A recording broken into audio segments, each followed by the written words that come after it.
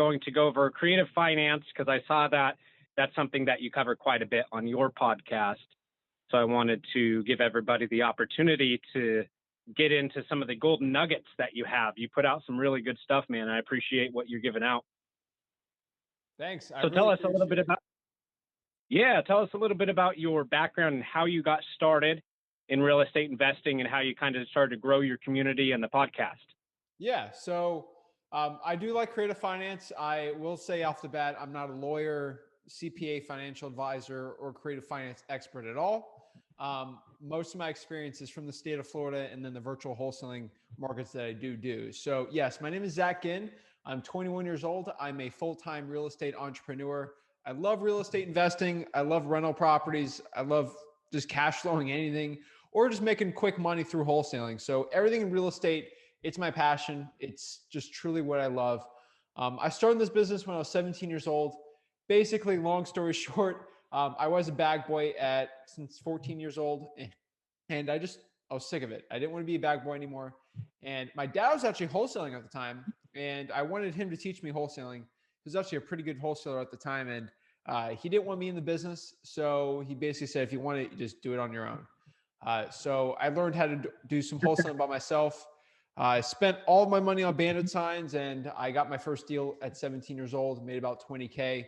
Damn, no way. That's badass, man. Most kids aren't even thinking about making money or starting a business, and you do your first real estate deal. Oh, that's huge. It was insane. Fast forward, before I graduated high school, made about 100K in profit there. At 18, I was basically wholesaling by myself by then, and I did college, and then I learned I could do college from online. So I came back from college, started wholesaling even more, went even crazier into wholesaling. And just basically from there, I decided to partner up with the biggest wholesaler in my market, which is my dad. And now we run basically the largest wholesaling operation on the Treasure Coast here in Florida. We do multiple virtual wholesaling markets. And really our goal here is just to dominate our market and make as much money as possible and share with people how they can do it absolutely for free. Good stuff, man. Yeah, I'm really digging Florida. We do some work over there too, and I've been increasingly looking at holds. We're actually we're buying one in Tampa right now, and then we have another one in Tallahassee that we're looking at. That's right downtown. Would be perfect for an Airbnb. It's by the college. So yeah, I'm digging the Florida market, and it's going to continue going up, isn't it? Because a lot of people are moving there. It's crazy. I mean, we're selling a deal now in Port St. Lucie to a couple who are coming down from New York. They don't even care about the price. They don't care. It's so much cheaper where they're at, like where Port St. Lucie is. The taxes are so much cheaper that they'll just pay whatever. And it's under 200,000. They sell so fast. It's insane. Yeah, that's awesome, man. So how did you get into creative finance? Is that something that you guys always did and you learned that right out the gate, or is that something that you slowly added later as you started to learn it? Yeah. So I have a general rule for the thousands of people that watch me on YouTube, people in my Facebook group. I mean, I have not a big responsibility, but I have over tens of thousands of people watching me daily. And I can't in good heart tell someone who's new into wholesaling just to throw themselves into creative finance. And if I did that, I probably would have struggled a lot. I didn't get into creative finance till I was easily netting over like six figures in wholesaling. And until I basically hit my wholesaling business to seven figures, till I really got deep into creative financing because I needed to focus on one thing. And once I focused on that and got that task delegated, I was able to go harder into creative finance and scale that up. So I tell people make at least 100K a year in real estate wholesaling, learn that craft because wholesaling will turn the lights on, it will feed your family, put a roof over your head. The long-term wealth is through creative finance. So you can make the money in wholesaling, but you need to learn what to do with that money once you make it. Obviously, you got taxes and stuff, put the money back in the business, but when you're trying to make generational wealth for the rest of your life and your kids' life, creative finance is basically the only way to go, in my opinion. So there's hundreds of thousands of dollars of profit I threw away my first 3 years wholesaling, not really learning about creative finance. So right. Might have been a tiny regret, but once I learned it, it was lights out. It changed the game for me. Yeah, yeah, absolutely. So do you guys only do creative financing deals, or do you get private money and hard money to fund your deals as well? Yeah, so we're pretty lucky in Florida. I mean, guys, if you're watching this in any market, like if you're in Texas, if like you're anywhere, my deals are going to be a lot different than yours. Our acquisitions people are trained. They have the best training, in my opinion, in the whole country, and we get very good deals. So I'm going to give some examples of some of the deals we do, just so don't Yeah, think it's the please. average creative finance deal that we do, but um, no, we use actual our own funds because we don't use a lot of money on creative finance or at all. One example I give that I shared on the YouTube channel was through a mobile home deal, where basically I shared it on a vlog. We basically gave the person $1,000 down, and then $1,000 a month, and then we're making like 100 payments on it, and that's it. And we have a renter in there for like 1,500 on a wrap. It's insane. We have other creative finance deals, like we'll do a subject to where we'll just take over someone's mortgage for 5 grand, and like 5 grand. Why am I going to get private money for that? I mean, we're doing 50, $60,000 deals like crazy. So no, we're just going to throw 5K in there, and they'll just take over the mortgage and put a renter in there. We like Hell doing yeah. wraps too. Mm. So do you guys only do creative finance deals? So the question is more, do you ever get private money to fund a deal, or is it, if it can't be creative finance, you're not making a deal? Oh no, we'll do private money if it's a crazy one. Like I could put 100K down on like this huge like multifamily deal. We're not in this market. We're not really doing a lot of those. Unfortunately, in this market right now in Florida, it is prime for wholesaling.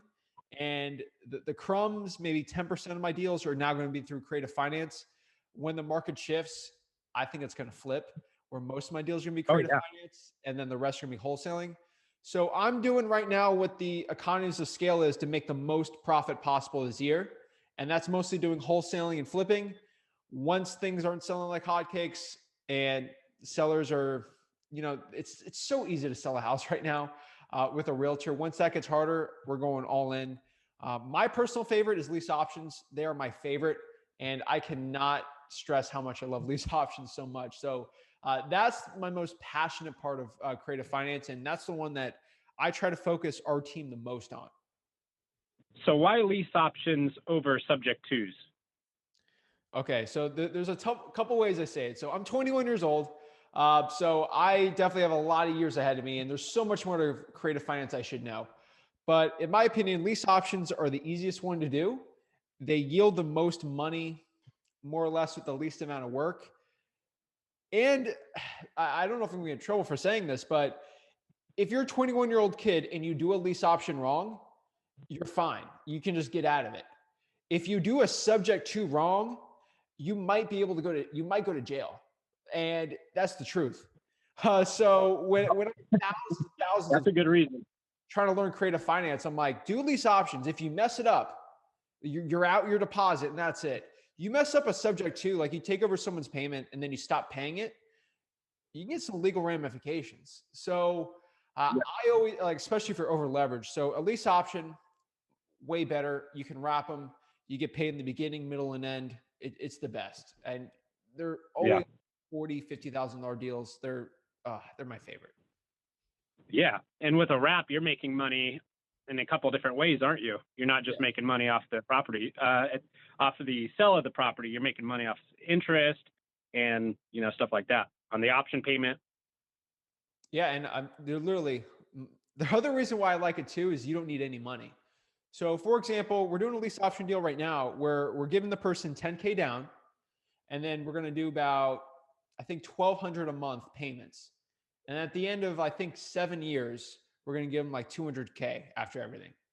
Now I just got a tenant buyer we actually found on Facebook who's going to give me $15,000 down, 1,500 a month. They take care of everything, and then they agreed to buy it for I think so 200 was it for like 240 or something in like 5 or 7 years, and it's like there's no money. Like I'm literally there's no money that went out there.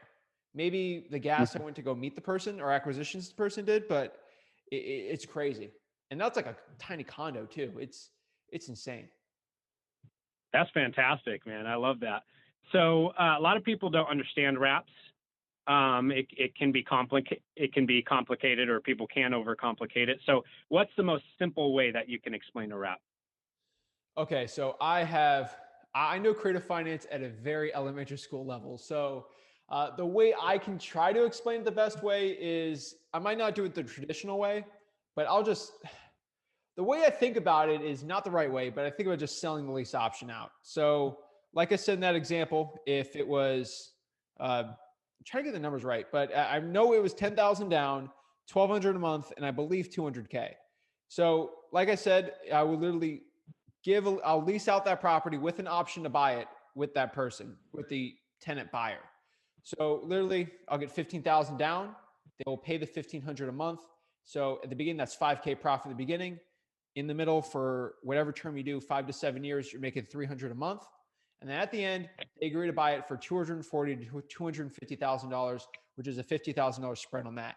So you're making money, making 300 bucks, and then 40 to 50,000, whatever the price you agree on. The coolest part about it is if the tenant buyer decides not to buy the property, I keep that 15K and I just bring a new one in there. And that's a lot of money. Most of the time it doesn't happen, but really you don't want that to happen, but it would definitely help you with your losses for sure. And any vacancy. Definitely. And we always leave enough room in there where it's a win-win. Like I'm not trying to screw the tenant buyer over. So they'll definitely have probably some equity too in it. They're building up equity. We want to be that type of person and we want to help people out. So it's a win-win-win for everyone. Like the seller's selling their house for way more than the thing's even worth. And then we're getting a profit, and the tenant buyer is actually living the American dream and getting more or less a mortgage or actually owning a home. So it's perfect. And you're looking for what type of person as a tenant buyer? Yeah. So my favorite are entrepreneurs, people that are making a lot of money, but maybe it's not on paper, or they just can't get the financing right now, and they really want to own a home, have a family, pretty very very safe jobs. But tenant buyers are people that just can't get financing right now. Maybe they got bad credit, but they're making a lot of money now, or their income fluctuates and their mortgage guy keeps denying them. They just want to own that home. Those are the perfect people. So what steps do you take to make sure that they will be able to buy that home in 2 or 3 years? Yeah. So, I mean, obviously we got to do some underwriting. And so if I can show that their income's going up, their credit score is going up, they have a very stable job. I mean, you got to just make sure, not so crazy like felony records, like this person does fraud or securities fraud or something like that. But you want to do your underwriting and just make sure that the income is stable enough and they have stable employment. If you do that underwriting, it's good. Now, if you find a guy that, makes 10,000 a year on paper, but he's making $200,000 under the table and like poker, like that's not good. You're probably going to get in trouble for that. You got to do you want to stay relatively low risk, right?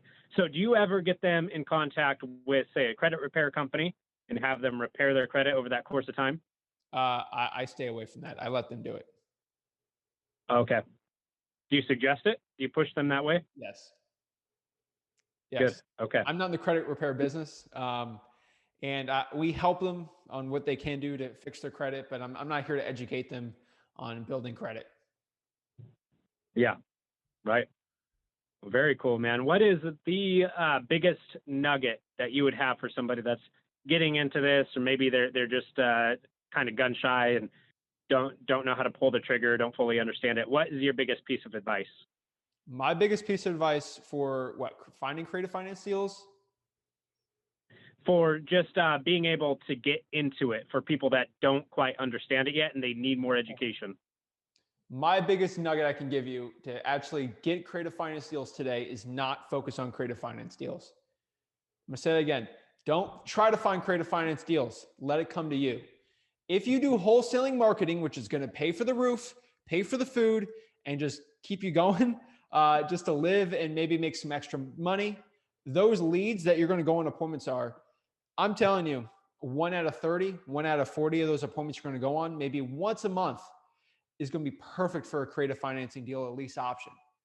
You're probably not going to get the super, super low equity subject to deals. No big deal. We can focus on that later. But those really ones where there's a lot of equity and the guy's like, you know what, I just want to get rid of this property, but I'm stuck at this price. You just say, hey, how would other like wholesalers, like, you know, I saw you said Johnny Buys Homes came through here and offered you $100,000 on this house. That's insanely low. He's like, yeah, if you offered me 150, I'd kick you out. And if my price is 150, like, well, what if I had like this crazy magic wand and I was able to get you that $200,000 price? That would be amazing. Well, you probably have to work on me with that, but I think I can. What do you mean? Wow. I You like want some that. payments That's on it? cool. What are payments? And you explain it to them and say, that'd be perfect. Another way Would you is accept payments on it? Was that last line? you accept payments on it. Another one I can give you, shout out to Leon Johnson in Mississippi. I learned this from him like way back in the day.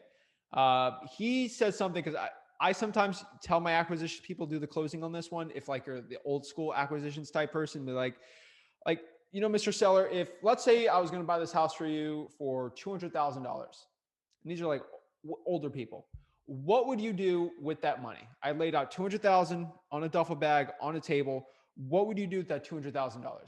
They would say, oh, I'm going to throw that in the bank. Or they might say, why are you asking? And you could say something like, well, I'm looking to invest my money. What are you going to do with this money? And so you don't get in trouble there. But if they say, I'm just going to put in the bank, say, hey, let me look that up. What are the bonds for a 30-year? I mean, what's the interest rate on a bank? It's like 0.003, like something stupid low. Like, well, what if you could make 3 or 4% on that money? And then you explain at 200,000, let's say that's the price, you'll be giving them interest on that 4% through payments. And that might be something to be interested in, making 4% on that money versus 1 through a bank. Some people think about that differently. And then you can get an extra $40,000, $50,000 that you have never gotten on a wholesale deal. So our biggest lease options have never been from me focusing on lease options, always from wholesaling. We talked to them, that rapport is already built, and they're just sick of other wholesalers offering lowball offers. We say, well, what if we do something at a really high price, but you got to help me out? It works a lot. Yeah, very good, man. So that was some good stuff. A lot of information in a short amount of time. Definitely appreciate that. And I'm sure people that are watching have some questions. So if you have questions, guys, go ahead and drop them in.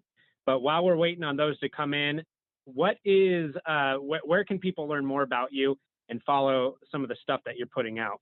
Yeah. So basically, I have a couple YouTube channels and then one big Facebook group. That's where I focus my free time. So right now, my wholesaling business is delegated. So I can live the RV lifestyle more or less if I wanted to. So I'm not going appointments. So I have a lot of free time on my hands. So I've actually spent a lot of my free time actually trying to teach people wholesaling for free. I'm so sick of guys selling courses and doing stuff. So I literally give every piece of information I've gotten to make a 7-figure wholesaling business for free. I don't want anyone's money. Wow. I'm just trying to give back to the industry that blessed me, because I was going to be a bag boy making $40K a year. So I got to bless the industry back. So I basically decided to make a little YouTube channel. It's a behemoth now compared to last year, and it's grown like crazy. It's unbelievable. It's Flip with Rick on YouTube. I also have a Zach Ginn YouTube channel, and then we have our free mastermind, which is the largest wholesaling mastermind in the country, Wholesaling Houses for Real. And that's grown like crazy. We do free Zooms. I got a free wholesaling course in there. All your information you ever put in there. I'm not going to get this crazy gimmick where I'm trying to put you in a sales. Like I don't do it. Maybe I'll email you to tell you I got a live going on, but I don't sell any courses. I never will. I don't want to. And I'm just trying to help and give. I don't want anything back. That's what I do. That's why I want to be on this podcast today. Just help. Just pure value. So what I'm going to do is I'm going to link your group. What's the name of your group? Wholesaling Houses for Real. So Wholesaling Houses for Real, guys. I'm going to put the link in the comments for that, as well as tag Zach so you guys can follow him and check that stuff out. And then inside the group or on his profile, I'm sure that you can find links to the podcast or The podcast or YouTube channel? Yeah. So Do the you do a YouTube channel, podcast or just YouTube?